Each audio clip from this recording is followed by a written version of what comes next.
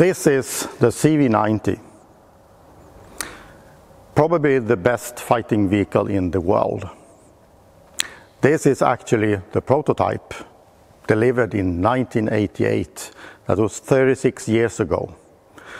And here the success of the CV90 all began. But we need to head back in time a bit to understand this. And in 1960s, early 1960s, Hägglunds, the Swedish company, converted an old tank, the Panzer 38 from the Second World War, into an APC. Probably not the best vehicle that we had, but it filled the gap and got a lot of lessons learned from that vehicle, both for the army and for Hägglunds. A few years later, they designed and produced the famous APC 302 that became the backbone for the Swedish army for many decades. A vehicle that served well with the Swedish UN forces in Bosnia and later Kosovo, and now the remaining fleet of these APCs, they are serving in Ukraine. These two vehicles gave a lot of experience, and in the early 1970s, Hägglunds designed the new vehicle, the light tank IKV-91.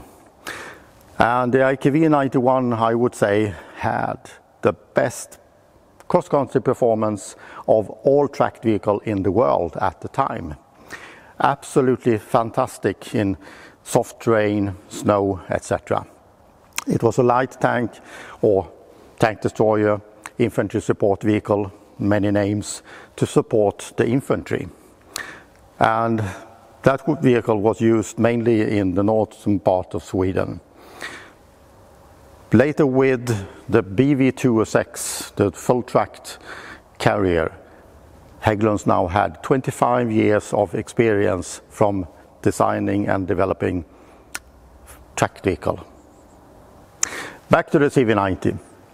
In the late 1970s, the Swedish Army wanted a new infantry fighting vehicle, and they looked what was available and what they wanted in detail. So they borrowed two vehicles from UK, a Stormer and a Scorpion, to try and to evaluate what they could offer. But these two vehicles, they didn't really fill the expectations, so they decided we need to do something in-house. And in 1983, a group of people was put together under a project called the CV90, Combat Vehicle 90. And 1 year later, in '84, they presented the ideas to have a family of vehicles on the same platform.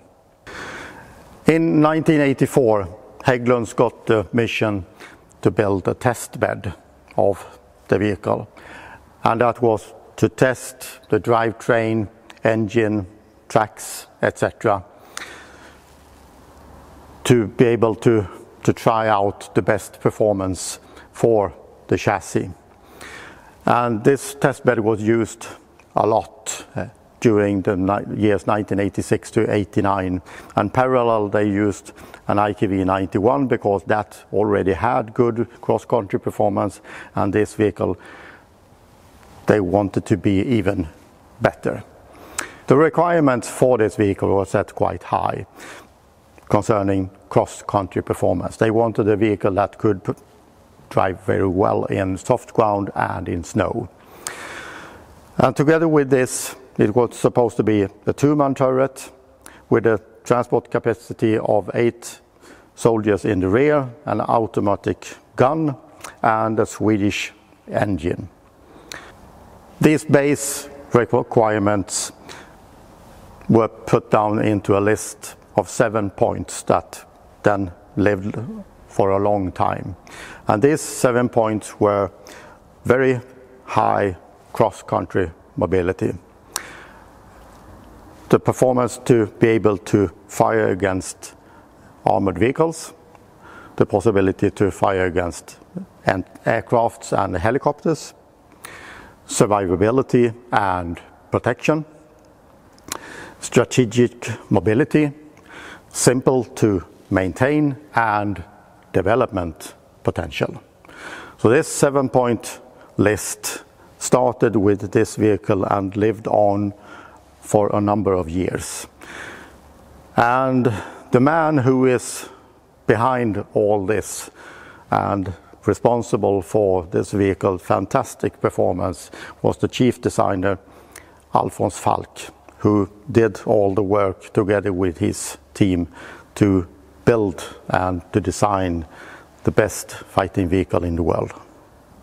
When Hägglunds designed the chassis, parallel Bofors got the task to develop a turret for this vehicle.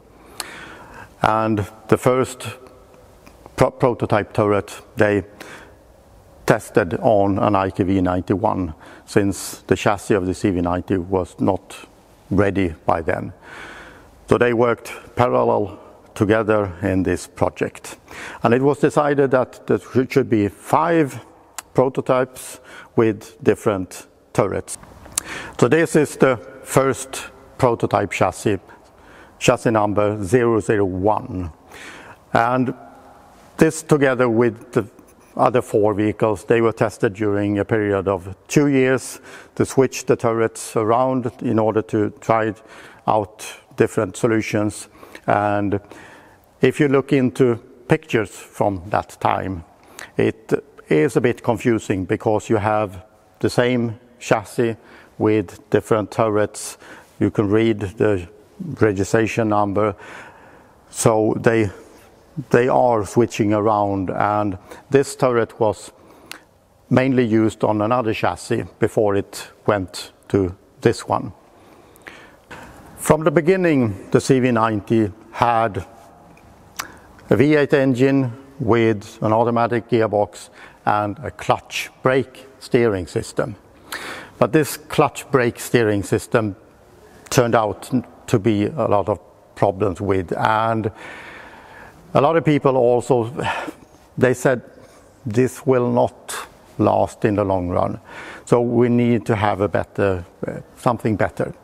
And they found the X300 steering transmission that they tested instead, and in order to do that they had to change the chassis a bit, since the steering transmission was a bit longer together with the engine. So they had to move the turret a bit in order to squeeze this X300 down into the vehicle. But that was not a bad decision. It really proved that with this gearbox, the steering transmission and the performance that it gave, this vehicle could increase from 20 tons, which is the weight of this one, to the modern ones, and they weigh 35 tons. So that step was something that really mattered a lot to become the export success for the CV-90. Apart from Sweden, this vehicle has been produced in 1,400 vehicles, delivered to 8 different countries at the moment, and the order books for Hägglunds, they are full for many years to come. The 40mm gun that Sweden decided to have was a result that they wanted to have a powerful gun, and since Bofors was involved, they already had the L70 gun, and they changed that a bit, and that became the choice for Sweden. But before they decided to have this gun, they discussed from 25 to 57mm guns before they chose the 40mm. So Sweden is the only country with the 40mm gun, apart from Ukraine. All the export versions, they have different guns. And the export versions, they also look different on the outside, on the inside. It's a vehicle, it's the same but different. So there are a lot of options that the different countries could ask for. We want this, we want that. The Dutch version became a bit higher in the rear, and some of these changes then went into the next step and the step after that. So depending on what the different countries wanted, Hägglunds could then build an even better vehicle in the next version. The series production began in the spring of 1991, and that was the first batch of the gun vehicles with the 40mm gun, the 9040. The second batch was started in 93, and that batch included the command vehicle, the observation post, the anti-aircraft version, and also the recovery vehicle. From the beginning, there was also a demand for grenade launcher version, but that was cancelled, and that was cancelled for a long time, and then it only came back a few years ago in a fully new version that was absolutely success at the time, but that was a different story. The recovery vehicle was partly developed in Norway together with the Norwegian company Moelven. The command vehicle and the forward observation post, they didn't have a gun, only equipped with a machine gun, because they wanted to have more space in the turret. We will get back to that in a later movie. So they had a dummy gun on the outside. The anti-aircraft version has a big radar on the top of the turret in order to find enemy aircrafts. Sweden has donated 50 of the CV90 to Ukraine, and this vehicle has proven to be one of the best vehicles that the Ukrainian forces actually have at the moment. The crews are absolutely thrilled about this vehicle because of the performance, the survivability, and the protection. So it really proven that it's a very good vehicle, and they are so thankful for the CV90. This was the story about the development of the CV90. This is the prototype. It differs a lot from the series production, and we will get into a deeper look in a second movie, so stay tuned.